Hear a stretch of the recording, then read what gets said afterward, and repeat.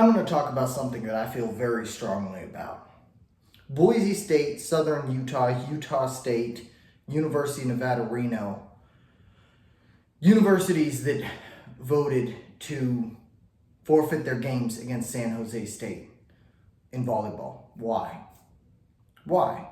Why did they vote for this? Well, I'll tell you why. Because there's a biological man playing on the San Jose State volleyball team. Blair Fleming is the name of this person. Now look, I don't care that Blair Fleming is transgender. Blair Fleming can do whatever the hell that person wants to do. But biological men have no place in women's sports. The article's linked in the description. Now, what's even worse about this, University of Nevada players voted to forfeit their game against San Jose State.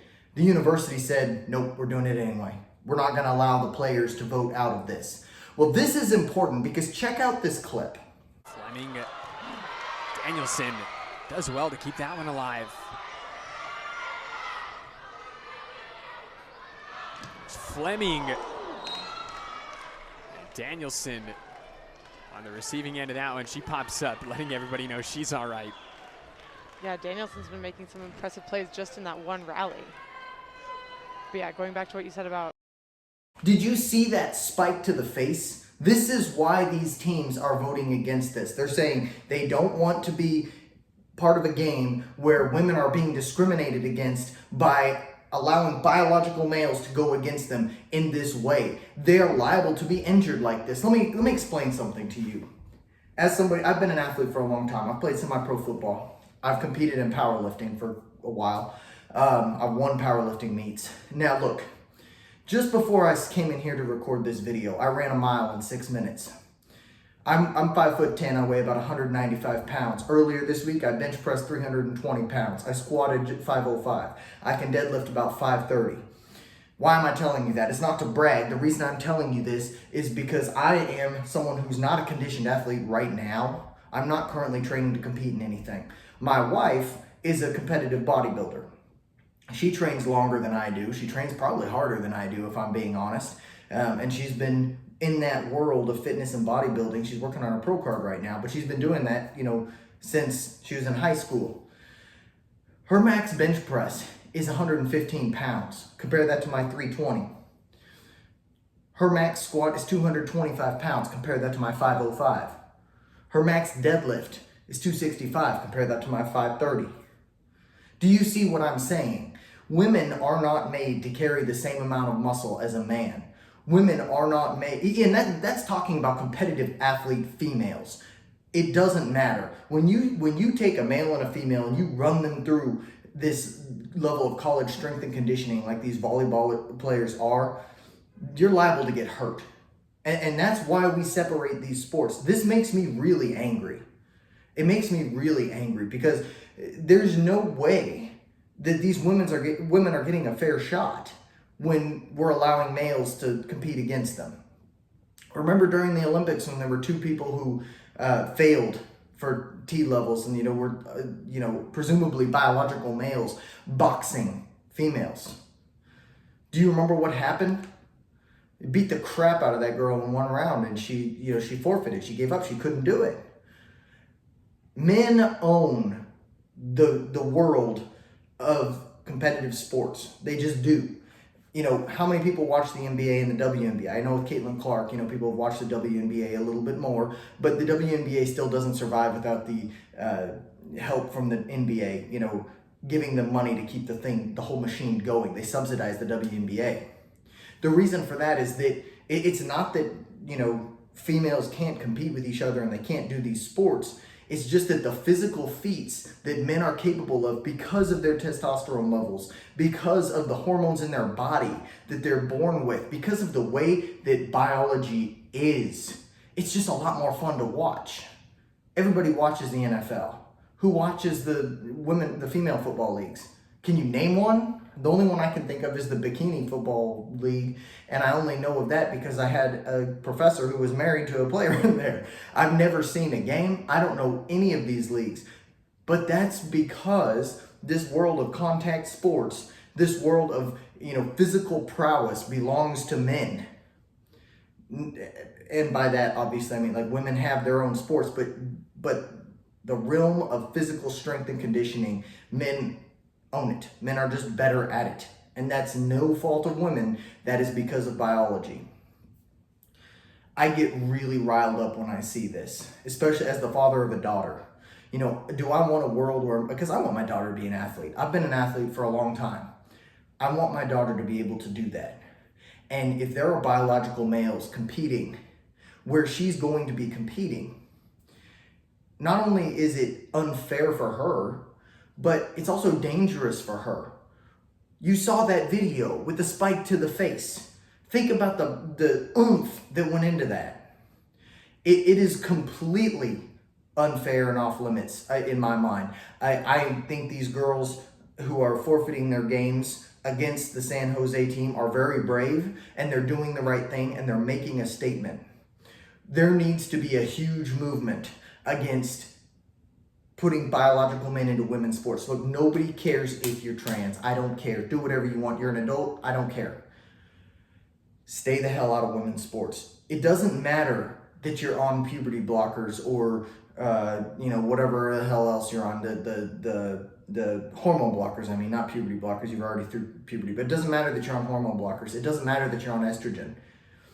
The bone density and bone structure that you got from being born male, the free testosterone in your bloodstream that even those hormone blockers aren't going to eliminate the effects of. The fact that you went through puberty as a male, I'm sorry, your advantage is completely unfair. It's not right.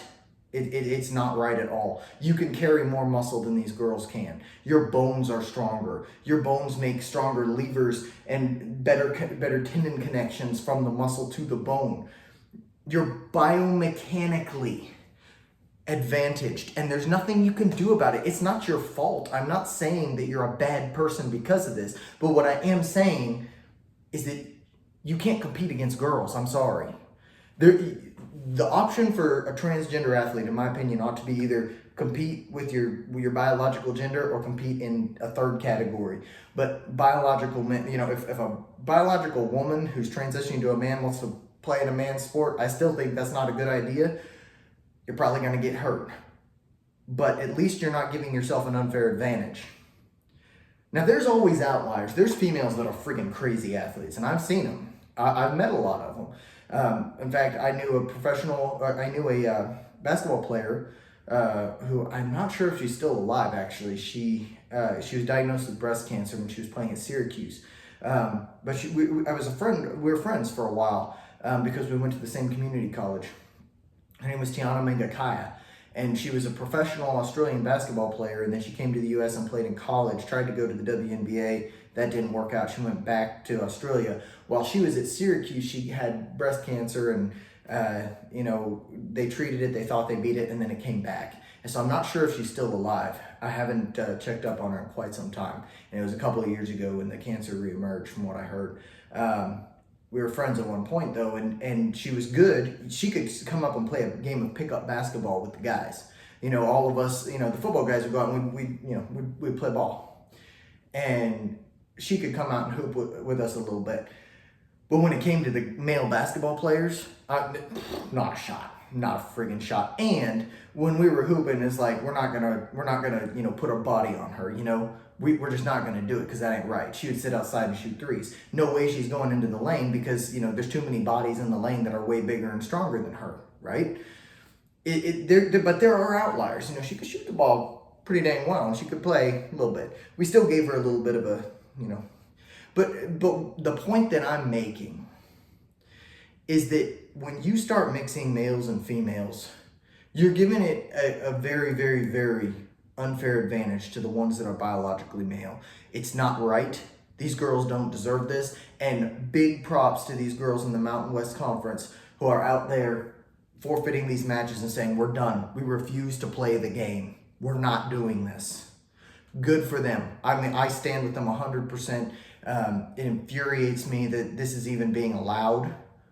And guys, we got to do something about this. We've got to do something about this. You cannot have men playing in women's sports. You just can't do it. I don't know what the answer to this is, other than just a flat out ban. because the testosterone level doesn't matter either. Even once that free testosterone level has kind of been brought down by the hormone blockers and taking estrogen, you've already had the benefit of having that testosterone in your bloodstream. Muscle density, bone size, hand size. I mean, how big are your hands? My hands are 10.5 inches, and I'm 5'10". I've got big ass hands. But for a female, female's hands don't get that size. They don't get to be this size. That's not how it works. And hand size, you better believe, it's big help when it comes to things like leverage. Like, you don't think about that. Like, you look at a female throw a football, look at a male throw a football. Even if the female can, let's say bench press more, generally speaking, male's probably gonna be able to fling that football farther because your hands are bigger.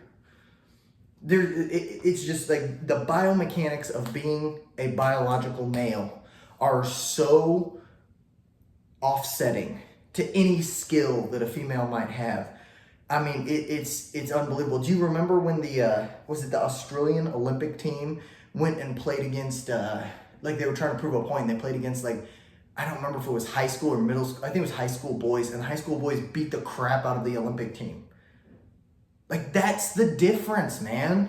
Like, it's nothing against, like, females in female sports. Like, I've got a daughter. I'd love to see her play in sports, but I'm not delusional enough to think that she can compete with men. That's not how this works, man. Good God, I get so angry about this, and I just figure I saw this story and it's like, I've got to say something about this. As an athlete, as somebody who's been a competitive athlete and loves competing, as the father of a girl, being married to a woman who is a great athlete in her own right. You know what I mean? Like, I hate to see this happen. I hate to see, because you want to talk about a friggin' slippery slope. Where does it end? Where does it end? Because when you start to say, okay, well, there's, we'll do a testosterone count, free testosterone count. You have to have, under 100 nanograms per deciliter. I could get to under 100 nanograms per deciliter if I wanted to right now. And I don't think I'd even have to take any estrogen. Right now I sit at about 800. But what I could do